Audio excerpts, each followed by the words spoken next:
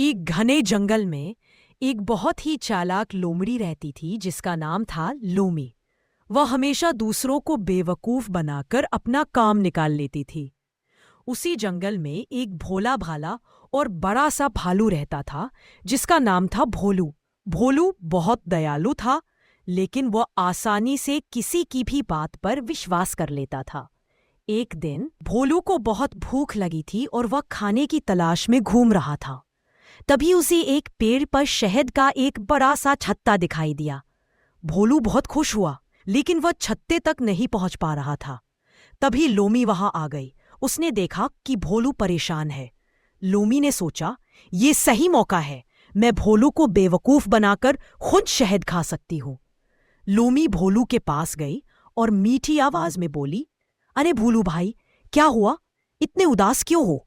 भोलू ने बताया, लोमी बहन, मुझे बहुत भूख लगी है। उस पेड़ पर शहद का छत्ता है, पर मैं वहां तक पहुंच नहीं पा रहा हूं। लोमी ने मुस्कुराते हुए कहा, अरे बस इतनी सी बात, मैं तुम्हारी मदद कर सकती हूं। भोलू ने पूछा, सच में? कैसे? लोमी ने कहा, तुम एक काम करो, तुम अपनी पीठ के बल लेट जाओ और अपने दोनों पैर ऊपर उठा लो। फिर मैं उन पैरों पर चढ़कर शहद के छत्ते तक पहुंच जाऊंगी और तुम्हारे लिए भी शहद लेकर आऊंगी। भोलू को लोमी की बात पर विश्वास हो गया। वह तुरंत जमीन पर अपनी पीठ के बल लेट गया और अपने मोटे मोटे पैर ऊपर कर लिए।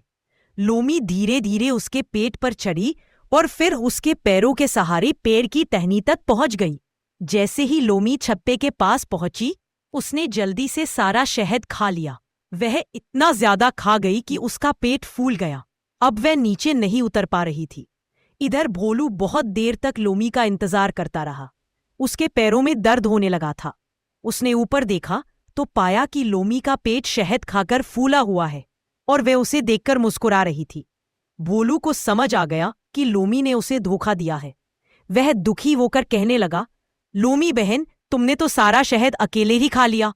लोमी बोली, हाँ, और अब मैं नीचे भी नहीं उतर सकती। भोलू को गुस्सा तो आया, लेकिन वह बहुत दयालु था। उसने सोचा कि लोमी मुसीबत में है।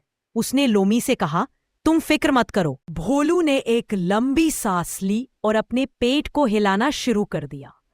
जैसे ही उसका पेट ऊपर नीचे हुआ, लोमी फिसलकर नीचे आ गिरी। गिरने से उसका पेट थोड़ा सा फट गया और सारा शहद बाहर आ गया। यह देखकर भोलू जोर से हंसा। लोमी को अपनी चालाकी पर बहुत पछतावा हुआ। उसने भोलू से माफी मांगी और वादा किया कि वह अब कभी किसी को धोखा नहीं देगी। उस दिन के बाद से लोमी और भोलू अच्छे दोस्त बन गए। कहानी से सीख। इस कहानी से हमें यह सीख मिलती है कि हमें दूसरों को धोखा नहीं देना चाहिए और लालच करना बुरी बात है।